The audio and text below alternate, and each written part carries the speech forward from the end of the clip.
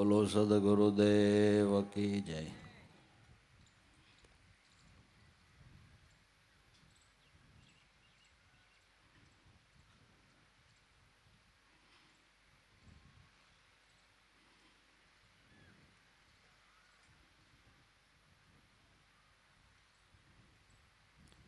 ગુરુ તો જગતમાં ગુરુ જ છે.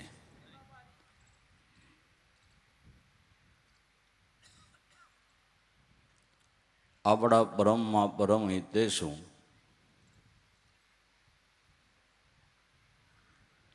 બધા બખાડામાંથી બહાર કાઢનારો હોય તો ગુરુ છે.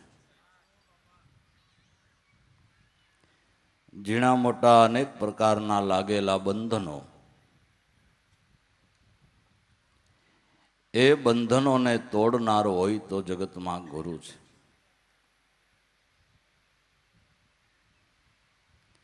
જાણે અજાણે ભરાયેલા સંશયો, એ સંશયનું છેદન કરનારો હોય તો જગતમાં ગુરુ છે.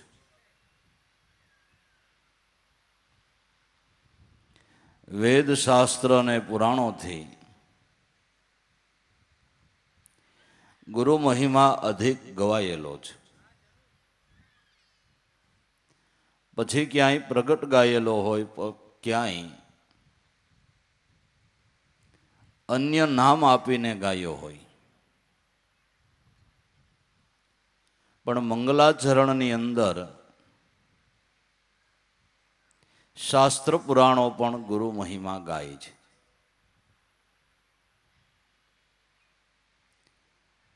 ગીતાજી ઉપર હજારો ટ્રાન્સલેશનો થયેલા છે. જે વિદ્વાનો થયા, આચાર્યો થયા, એણે ગીતાજી ઉપર ટ્રાન્સલેશનો કરીને એક ગીતાની 1000 ગીતાઓની પ્રતો થઈ છે. પણ એમાંથી ઊંચામાં ઊંચું ટ્રાન્સલેશન હોય ગીતાજી ઉપર તો જ્ઞાનેશ્વર મહારાજનું છે. જ્ઞાનેશ્વર મહારાજે ગીતાજી ઉપર ટ્રાન્સલેશન કરીને રામાયણ જેવું ગ્રંથ લખ્યું છે. એના ગુરુ નિવૃત્તિનાથ પાસે બેઠા હોય અને આ ગીતાના અધ્યાય ઉપર ટ્રાન્સલેશન કરવાની શરૂઆત કરે એટલે ગુરુ મહિમાથી કલમ ચાલુ થાય.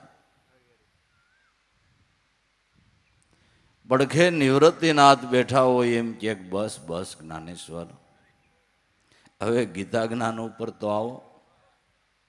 તઈ એની કલમ અટકે ત્યાં સુધી ગુરુ મહિમા ગાતી એની કલમ જ અટકે નહીં.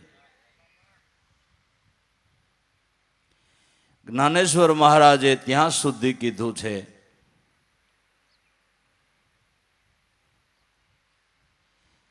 કે મારા ગુરુના ગામનું કૂતરું આવ્યું હોય ને તોય મારે પૂજ્ય છે.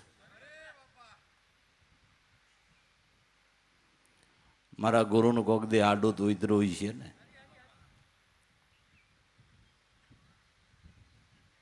ગુરુ મહિમા ગાવો ને સમજવો બેયમાં તફાવત છે.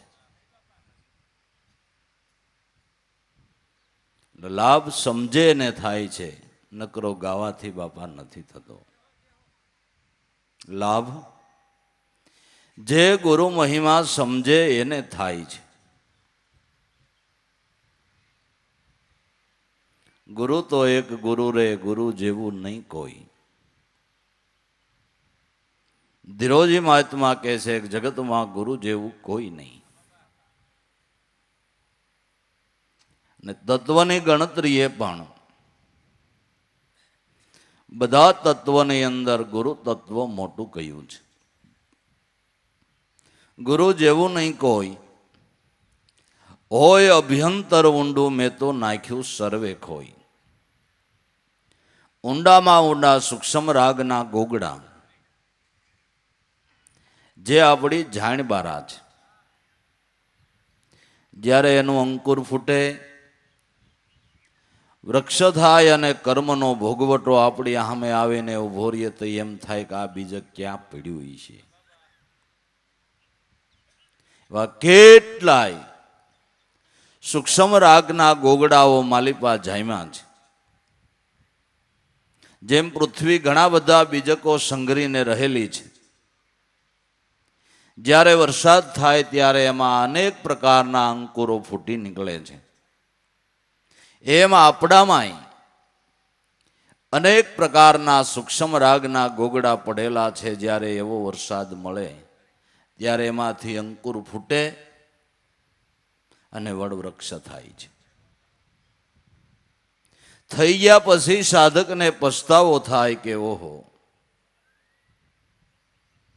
એવા ઊંડે ઊંડે રહેલા સૂક્ષ્મ રાગના ગોગડાઓ કોઈ મહાપુરુષની દ્રષ્ટિ ફરી વળે, એની છાયામાં જો અંશ આવે, ઊંડે ઊંડે રહેલા સૂક્ષ્મ રાગરૂપી ગોગડાને સાફ કરી દે.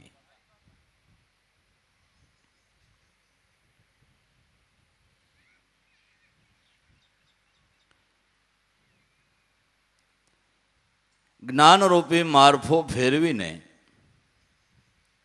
એ ગોગડાને સાફ કરી નાખે. ગુરુ તો એક ગુરુ રે, ગુરુ જેવું નહીં કોઈ, હોય અભ્યંતર ઊંડું મેં તો નાખ્યું સર્વે ખોઈ. ઊંડે ઊંડે રહેલી મારી ભૂલભાલ એ મારા દયાળુ ગુરુએ કાઢી નાખી. કાઢ્યા પછી મને ખબર પડી કે આ ભૂલ તો હું નહોતો જાણતો. ઓહો, બહુ દયા કરી છે, બહુ કૃપા કરી છે, બહુ રહેમ કરી છે, બહુ મહેરબાની કરી છે. જો આ ભૂલભાઈલમાં હું હાલ્યો હોત તો મારું જીવન ક્યાં જાત ને શું થાત. હોય અભ્યંતર ઊંડું મેં તો નાખ્યું સર્વે ખોઈ. ગુરુથી જ્ઞાન અને ધ્યાન મળે, મળે માન અને સન્માન. બ્રહ્મનું ભાવેથી દાન આપી દે, કહો એનાથી કોણ મહાન. જેને આપણે જ્ઞાન કહીએ છીએ, જે જ્ઞાનથી માણસ પરમ સુખીઓ થાય એને કેવળ જ્ઞાન કહેવાય. જે જ્ઞાનથી માણસ પરમ સુખીઓ બની જાય એને કેવળ જ્ઞાન કહેવાય. કે ભાઈ મહાવીર બુદ્ધને કેવળ જ્ઞાન થયું. કેવળ જ્ઞાન એટલે આત્મજ્ઞાન. આ અત્યારે આપણે વાતો કરીએ એ જ્ઞાનની વાતો છે. જ્ઞાન તો જે સ્વરૂપ જેમ છે તેમ એની યથાર્થ ભાન થવી એને કેવળ જ્ઞાન કહેવાય છે. જે વસ્તુ જેમ છે એમ જ એની ભાન થવી એને કેવળ જ્ઞાન કહેવાય છે. આ જ્ઞાનથી માણસ પરમ સુખીઓ થાય છે. એ જ્ઞાન આપનાર, કેવળ જ્ઞાનના દાતા. માહિતી જ્ઞાનો તો કદાચ તમે ગ્રંથો વાંચો તો થાય, ઘણું બધું નોલેજ તમારી પાસે આવી જાય. ડિક્શનરીઓ વાંચો,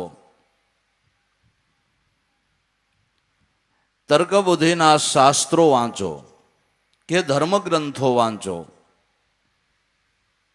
તો એનાથી તમારી પાસે જનરલ નોલેજ કદાચ આવી જાય. પણ ન વાતો એ વડા થાય.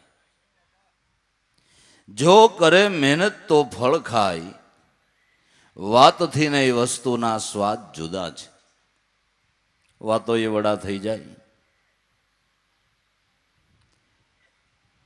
વડા કરવા હોય તો સામગ્રી લાવવી જોઈએ અને પકાવીને તૈયાર કરે તો થાય, મહેનત કરે તો. વાતો એ વડા ન થઈ જાય, તમે જનરલ નોલેજ ભેળું કરો. તો એથી કરીને શબ્દ ભંડોળ ભેળો કરે તમે કાંઈ જગતમાં બહુ ખાટી ગયા નથી. પણ જ્યારે કેવળ જ્ઞાન થાય અને એ જો એક થોડીક જ વાત સમજાઈ જાય, એ જ્ઞાનની અંદર બધા જ્ઞાનનો યથાર્થ રીતે સમાવેશ થયેલો છે. એક જ્ઞાનની અંદર સર્વ જ્ઞાનનો સમાસ થયેલો છે. એક જાણપણાની અંદર બધું જાણપણું રહેલું છે. બાકી એ મુખ્ય જ્ઞાન ન થયું અને ગમે એટલું નોલેજ ભેળું કર્યું તો એથી ને કાંઈ જીવનમાં બહુ સુધારો થઈ જતો નથી. એનો બહુ લાભ નથી થતો. આ રખે અભિમાન આવે, હુંકાર આવે, જાણપણાનો મદ આવે. પણ આ કેવળ જ્ઞાન તો તમને નિર્મળ અને પવિત્ર બનાવી દે. જે જ્ઞાન જેને પ્રાપ્ત થયું એ જગતમાં નિર્મળ અને પવિત્ર બની ગયા. એનું દ્વૈત ટળી જાય, એનો ઉદ્વેગ ટળી જાય, એનો અહંકાર ટળી જાય. જેને કેવળ જ્ઞાન થયું એને સદાને માટે આનંદની લહેર ઉઠે. એ જ્ઞાન સદગુરુ આપે, સદગુરુ દાતા મોક્ષ કા. જાહેર जुग में जान, જો જન ગયે ચરણ में તો જરૂર પાવે પદ નિર્વાણ. કેવળ જ્ઞાનના દાતા એક જગતમાં ગુરુ છે. ગુરુથી જ્ઞાન અને ધ્યાન મળે. ગુરુ વિના જૂઠા જ્ઞાના, ગુરુ વિના નહીં ધ્યાના. સદગુરુ વિનાનું નગરો માહિતી જ્ઞાન ખોટું છે. સદગુરુ વિનાનું ધ્યાન ખોટું છે. અટકળ અને અનુમાનમાં જીવનો નેઠો બંધાતો નથી. ત્યારે સદગુરુ મળે તે ધ્યાનની મૂર્તિ છે. નવધા ભક્તિની અંદર પણ સદગુરુ જો ન મળ્યા હોય તો ત્રીજા પગથિયે સાધકનો પગ લપટી જાય. શ્રવણ, કીર્તન, વિષ્ણુ સ્મરણ, અર્ચન, વંદન, દાસ્ય, સખ્ય, સેવ્ય, આત્મનિવેદનમ. પેલી શ્રવણ ભક્તિ કહી, બીજી કીર્તન ભક્તિ કહી અને ત્રીજી ભક્તિ વિષ્ણુનું સ્મરણ કરવું. હવે વિષ્ણુનું સ્મરણ કરવું એમ કીધું તો તમે વિષ્ણુને જોયા હોય તમારી સ્મૃતિમાં આવે, તમે જોયા તો નથી. વિષ્ણુને તમે જોયા નથી તો તમારી સ્મૃતિમાં કેવી રીતે આવે? પછી તમે અટકળે ઘાટ ઘડો. ગોરબાપા બોલતા જાય ને આપણે આપણા મનમાં કલ્પના કરતા જાય. ભગવાન લાલ સાખડીએ ચડ્યા હોય, પીરા પીતાંબર પહેર્યા હોય, મકરાકુંદ કુંડળ જેના કાનમાં ઝળકી રહ્યા હોય, કસ્તુકમણી જેના ગળામાં શોભી રહ્યો હોય, શંખચક્ર ગદાને પદ્મ જેણે ધારણ કર્યા હોય, આવું ગોરબાપા બોલતા જાય એટલે મનમાં આપણે એવી કલ્પના કરતા જાય કે આવા વિષ્ણુ હૈસીએ. જોકે એને મહાપુરુષોએ બહાલી આપી છે, એને ધારણા કહી છે. પણ સદગુરુને તો તમે પ્રગટ જોયા છે, જાણ્યા છે, માણ્યા છે. ઉગારામ દાદા થઈ ગયા, વયા ગયા, એને 41 વર્ષ થયા, પણ જેણે જોયા હોય એને ખાલી ઉગારામ એટલું બોલે ત્યાં એની સ્મૃતિમાં મૂર્તિ રમણ કરવા માંડે કે નહીં. કાલ સવારે આપણી નજરની સામે રમણ કરતી મૂર્તિ પૂજ્ય દાદાશ્રી, આજે એને 1-1.5 વર્ષ થઈ ગયું તો આપણે એનું નામ લઈએ ત્યાં એ બેહતા હોય ને, ઉઠતા હોય ને, હાસ્ય કરતા હોય ને, આશીર્વાદ આપતા હોય ને, એ બધી સ્મૃતિઓ તરત જ તાજી થઈ જાય ને. એને તમે જોયા છે એટલે તરત જ તમારી સ્મૃતિમાં એ મૂર્તિ આવે. એટલે ધ્યાન મૂલમ ગુરુ મૂર્તિ છે. નવધા ભક્તિની અંદર પણ સદગુરુ જો ન મળ્યા હોય તો ત્રીજે પગથિયે જ પગ લપટી જાય. તો પછી દાસ્યપણું કેનું કરવું? તમારે પગ દબાવવા હોય તો નિર્ગુણના ક્યાં? આમાં નકર આખો બધે ખીસો ખીસ ભર્યો છે. કેના પગ દબાવો? કેને પાણીનો લોટો પાવો? કેને વંદન કરો? દાસ્યપણું કેનું કરો? સખ્ય મિત્રપણું કેનું કરો? હે, અરજ કેને ગુંજારો? કાંઈ મૂંઝવણ હોય તો કેને કયો? ગુરુ તો એક ગુરુ, ગુરુ જેવું નહીં કોઈ. હોય અભ્યંતર ઊંડું મેં નાખ્યું સર્વે ખોઈ. ગુરુથી જ્ઞાન અને ધ્યાન મળે.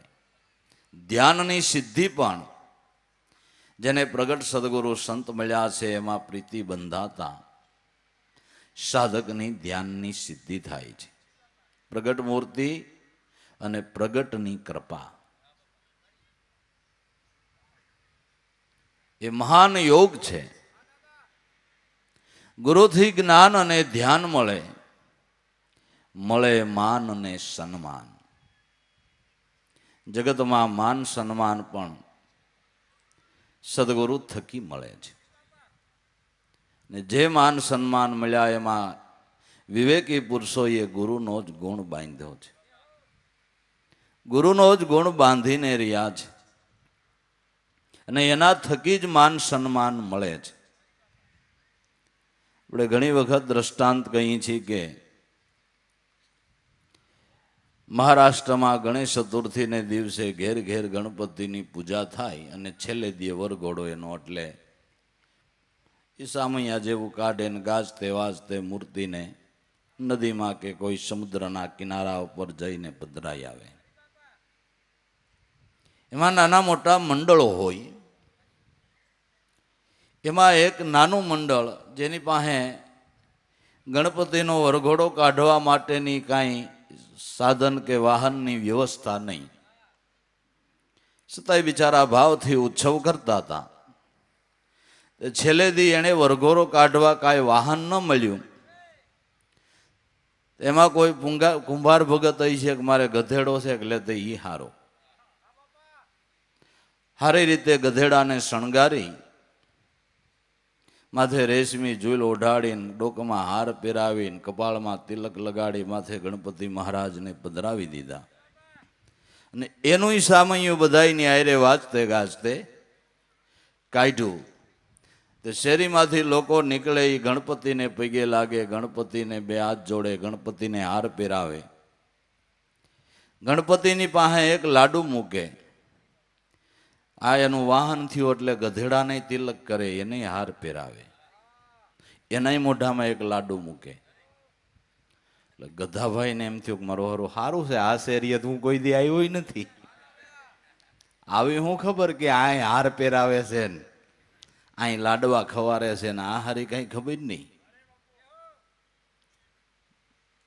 ગાજતે વાજતે સામૈયું કરી આખી શેરીમાં ભાઈ ગણપતિ એ પૂજાણા ને ગધેડો પૂજાણો. છેલ્લે વિસર્જન કરી નાખ્યું. ગણપતિજીને પાણીમાં પધરાવી દીધા. ગધેડાને છૂટો કરી મૂક્યો. સૌની ઘીરે વૈયા ગયા. બીજે દી ગધેડાને ઓલું બધું મળ્યું હતું ને એટલે એ શેરી યાદ રહી ગઈ. બીજે દી એ શેરીએ ગયો પણ કોઈ પાસે નથી આવતું, કોઈ બોલાવતું નથી, કોઈ લાડુ ખવડાવતું નથી. એટલે ગધેડાને એમ થયું કે આ કોઈને ખબર ન હોય એટલે માંડ્યો હોંસી હોંસી હોંસી ભૂકવા.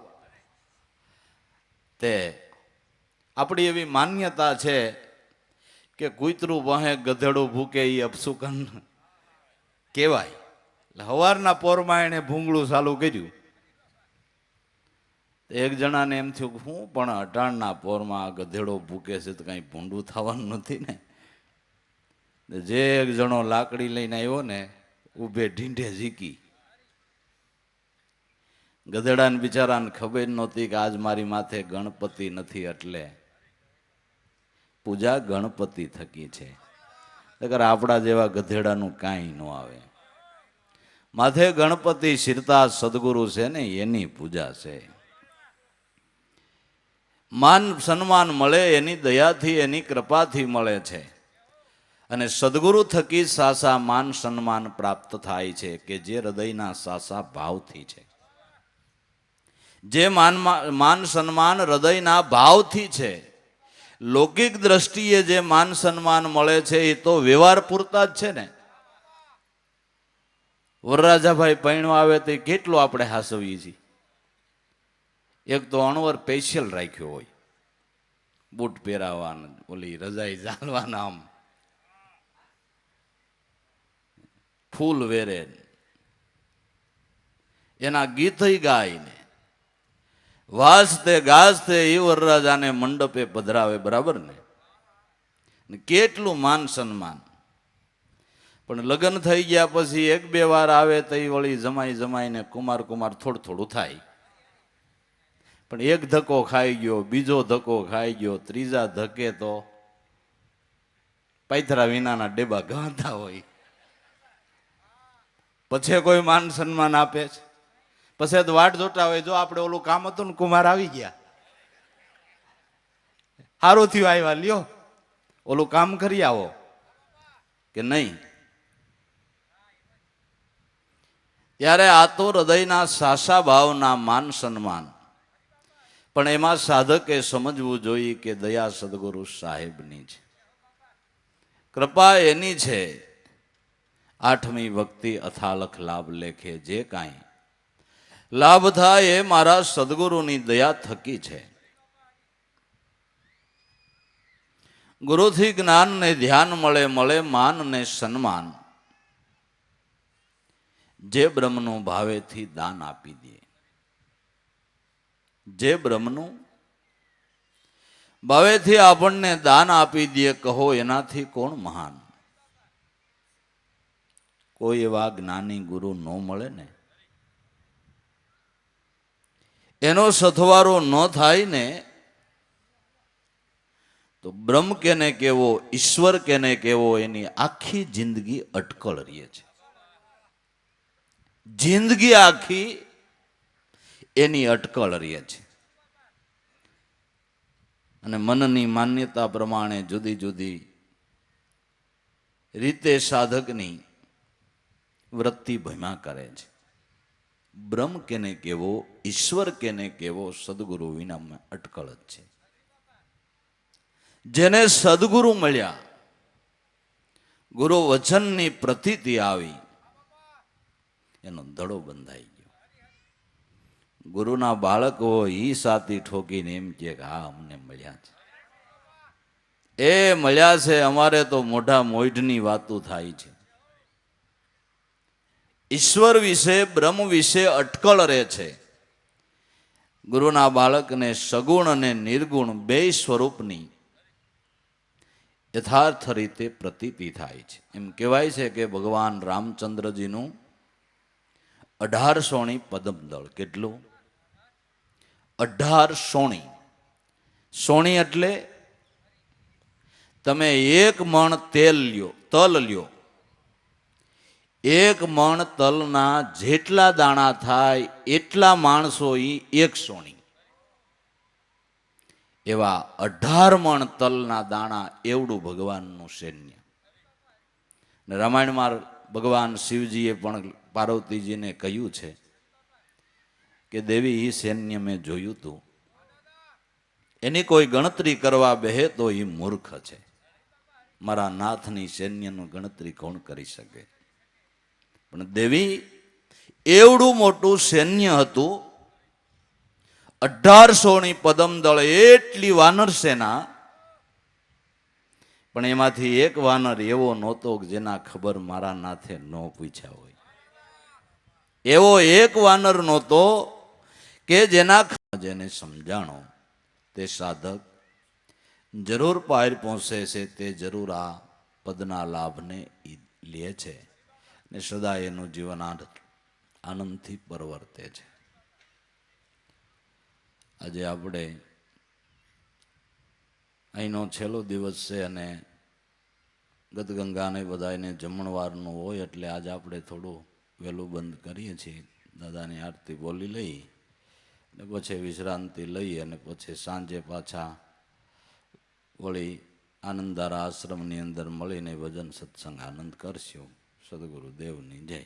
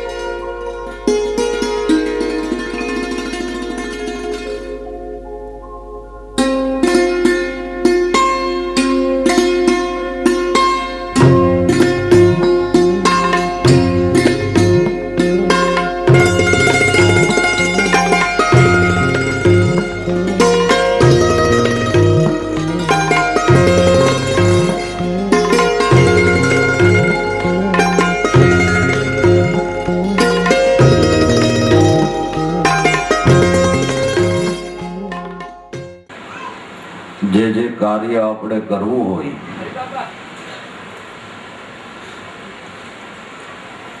એના જે માર્ગદર્શક હોય એને આપણે મળીએ તો સફળતા થાય ને. કાર્યની સફળતાને માટે જે કાર્યના જે માર્ગદર્શક હોય એને આપણે મળીએ છીએ ને એના કેવા પ્રમાણે કાર્ય કરવાથી એમાં સફળતાનું પરિણામ દેખાય છે.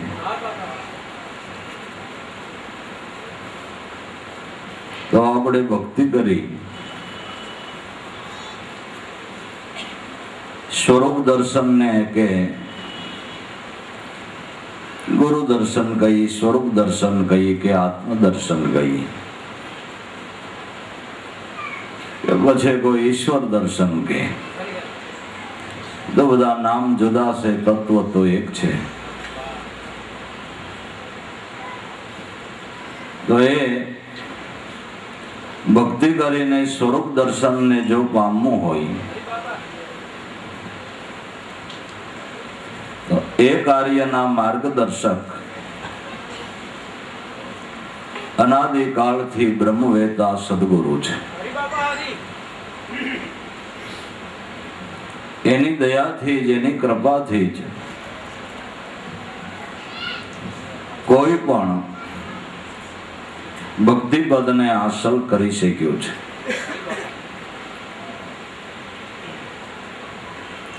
અખા ભગતે કીધું કે વીરા વાડિયું વધાવો સાસા સદગુરુ. આપણે મોટા મુનિવરને સેવીએ.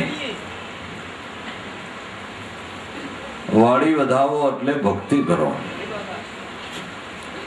પણ ભક્તિ કરવાને માટે એના જે માર્ગદર્શક છે, ભક્તિ પદને યથાર્થ ઓળખાવનારા જે માર્ગદર્શક છે એ મોટા મુનિવર. મુનિવર કોણ? મોઢે મમતી બાંધે મુનિ કે યતિનો